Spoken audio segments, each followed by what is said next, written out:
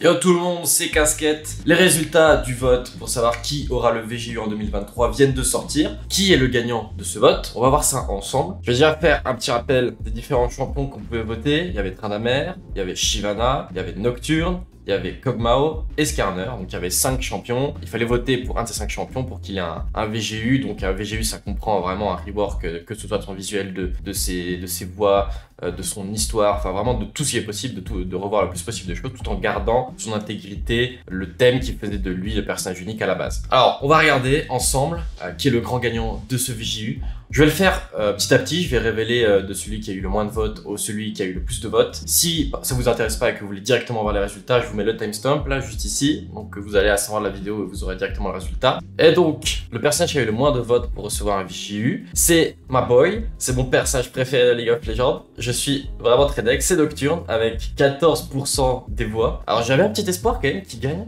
mais du coup là il est carrément dernier quoi. Je m'attendais pas à ce qu'il soit dernier, je me disais allez, il sera dans le top 3 quand même. Non, pas du tout, vraiment tout dernier. Je trouve ça trop dommage, bon, parce que c'est mon perso préféré forcément, mais aussi parce que je trouve qu'il pourrait y avoir des trucs trop intéressants dans le gameplay avec les cauchemars, tout ce que représente Nocturne en fait, et j'aimerais bien qu'il soit plus représenté dans le lore, donc je suis un peu dégoûté, mais bon, c'est la vie. Juste au-dessus de lui, nous avons Kog'Maw avec 15% des votes. Il a réussi à avoir plus de votes que Nocturne, je suis quand même un petit peu étonné. Je pensais que Nocturne avait une plus grande fanbase que ça, mais bon. Alors Kog'Maw n'aura pas son VGU, c'est dommage, parce que vu qu'il y a l'événement du néant, je vous assure qu'il arrive. Toujours pas de confirmation, mais ça va venir. S'il y a eu un petit rework de Kog'Maw en préparation en même temps, je pense que ça serait bien tombé. Dans l'article, il parle du fait que si jamais ils étaient venus à rework Kog'Maw, ils essayent de garder son identité qui est à la fois AD et AP, mais ils ont dit que si ils doivent sacrifier la partie AP pour vraiment faire en sorte qu'il ait une identité très je te défonce avec de l'AD en continu, ils n'hésiteraient pas à enlever la partie AP, donc ça c'est un petit peu bizarre. Et en plus la deuxième chose, c'est que son identité visuelle est bizarre par rapport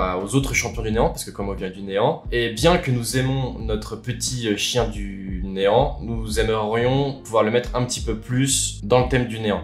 Alors, il y en a qui trouvent ça un peu dommage que Kog'Maw perde son identité mignonne, surtout qu'il n'y a pas de créatures mignonnes du néant, la plupart d'entre elles sont assez dégueulasses de manière générale, plein de dents, plein de crocs et tout. C'est ce qui rend un peu Kog'Maw unique parmi les bêtes du néant, c'est que c'est un petit être mignon, mais qui, bon voilà, il vient quand même du néant, donc il veut quand même te bouffer quoi. Donc si jamais il ferait en sorte qu'il soit plus dans le néant et moins mignon, j'ai l'impression qu'on perdrait quand même quelque chose du personnage. Donc c'est peut-être aussi pour ça qu'il est assez bas dans les votes, j'imagine que même les fans du personnage se sont dit oula ça sent pas bon, on veut pas rework si c'est pour perdre ce genre de choses sur le personnage qui sont quand même importants pour eux, je pense. Ça c'est une spéculation de ma part. En tout cas moi, je trouverais ça dommage de perdre la partie mignonne de Kog'Maw en tant que créature du néant. Je trouve que c'est vraiment quelque chose qui le démarque des autres. Même en termes, c'est pas complètement stupide qu'une créature soit mignonne. En soi, la créature du néant elle est mignonne parce qu'elle a développé cet aspect mignonne de son physique pour pouvoir attirer des gens, puis parce qu'ils sont en mode ah il est mignon, trop mignon et tout, puis après bah il les bouffe quoi. En tant que créature du néant, je trouve ça passe. C'est tout à fait légitime finalement. On passe au troisième. 3, nous avons Tryndamere avec 17% des voix. Alors je pensais qu'il y aurait plus de voix, je sais qu'il a une assez grosse fanbase malgré tout,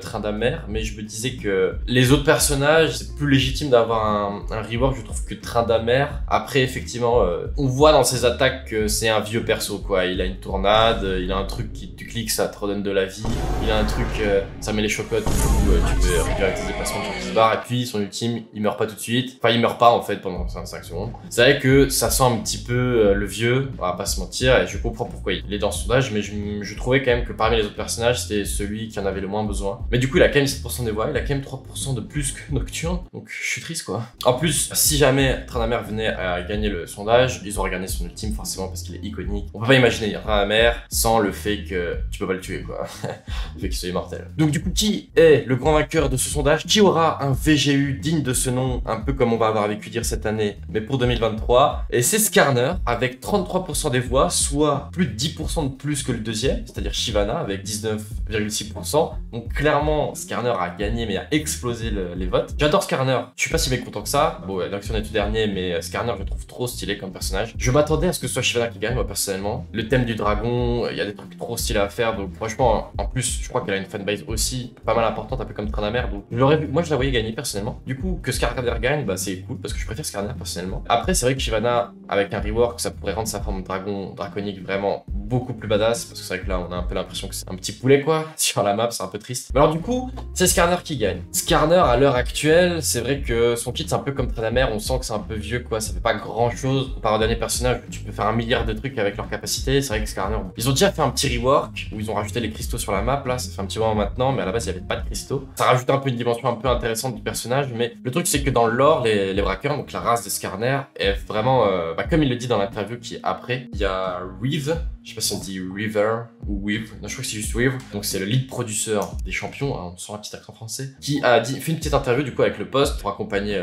les résultats du vainqueur, qui est Skarner, qui lui il est conscient que dans le lore, les braqueurs, la race de Skarner, n'ont pas reçu beaucoup d'amour, hein, de manière générale, les braqueurs n'en sait pas grand chose quoi. Que les petites boules Hextech qu'on voit dans la série Arcane, et les petits boules bleues qui font des petites étincelles, et qui sont assez volatiles, en fait c'est des braqueurs qui sont en hibernation, tous les braqueurs, notamment Skarner, il a une sorte de, lui aussi une sorte de cristal à l'intérieur de lui qui le représente, qui est son essence en fait. Tous les braqueurs, sauf Skarner, se sont mis en hibernation pour éviter la destruction, etc., etc. On pourra peut-être faire une vidéo là-dessus si jamais on a plus d'informations sur les braqueurs. Et en fait, toutes ces petites boules-là qu'ils utilisent dans Arcane, c'est les âmes des braqueurs, donc potentiellement un génocide de masse en fait. Merci Arcane, super, ça fait plaisir. Séraphine, hein, pareil, hein, quand il utilise les boules, enfin les Hextech, son instrument là, pareil, elle utilise des braqueurs, c'est super, hein, j'adore. Trop l'ambiance dans une terre assez incroyable. Mais du coup, ils vont rework, donc, ou alors ils vont changer ça, je sais pas trop. Mais en tout cas, ils vont devoir faire quelque chose avec ces braqueurs, et ça c'est cool parce qu'on a vraiment assez peu d'informations sur eux, alors que ils sont à la base de l'Hextech finalement. J'imagine qu'on va les voir même dans les futures saisons d'Arcane, ça serait logique puisqu'ils sont au cœur sans même le savoir d'une certaine manière. Donc j'ai un peu hâte de voir ça, je pense que ça peut être super intéressant. Et en plus, ils vont garder, il le dit là dans le post, ils vont bien entendu garder son ultime d'une manière ou d'une autre. Le fait qu'ils puissent capturer un champion et le traîner avec lui, c'est un peu iconique. Ça ne sera peut-être pas forcément la même forme, peut-être ce sera un truc où il faudra que tu appliques des stacks pour pouvoir après le traîner. Ce qui sera un peu bizarre parce que ce qui est assez iconique chez Skarner, c'est qu'il vient, tu le vois venir, tu sais qu'il va te choper, il a pas besoin de te mettre quoi que ce soit comme stack, juste il vient, il te prend et c'est fini pour toi quoi. On verra, mais en tout cas, Udyr, le VGU était ouf. Le VGU de Mundo aussi était assez stylé quand même, donc je pense qu'avec Skarner on est entre de bonnes mains. À mon avis ça va être vraiment pas mal, donc j'ai hâte de voir ça. Et parallèlement au résultat du vainqueur du VGU, donc qui est Skarner, on a eu aussi les résultats. Donc je sais pas si vous avez voté pour vous vouliez voir une refonte de skin, laquelle, eh bien ce sera du coup les gothiques qui gagnent avec 50% des voix. Moi j'avais voté pour Arclight parce que j'ai des skins Arclight, donc ça m'arrangeait d'avoir des reworks sur eux, mais c'est vrai que je pense qu'il vaut mieux avoir une refonte sur les gothiques parce que les skins gothiques sont éclatés, c'est des très vieux skins. Donc ça fait partie des tout premiers skins qui sont sortis sur le jeu. Donc vraiment, quand vous voyez un skin gothique, vous voyez tout de suite à quel point il a mal vieilli. Du coup, avoir une refonte là-dessus, je pense que c'est, pour nous les joueurs, c'est le mieux. Après, il faut quand même les acheter, ils coûtent super cher les skins, ça c'est un autre problème. Mais en tout cas, en termes de value sur les skins, je pense que faire une refonte sur les gothiques, à mon avis, c'est là où on gagne le plus. Sur ce, si ça vous a intéressé, n'hésitez pas à vous abonner, n'hésitez pas à mettre un like, n'hésitez pas à me dire dans les commentaires pour qui vous avez voté. Vous, je veux bien savoir s'il y a des petits fanboys de Nocturne qui traînent. Je veux dire, on pourra peut-être faire un clan et monter une action en justice contre Riot pour obliger à leur faire un VGU sur Nocturne. Ça serait pas mal quand même. Bref, j'espère que ça vous a plu. Sur ce, passez une excellente vie.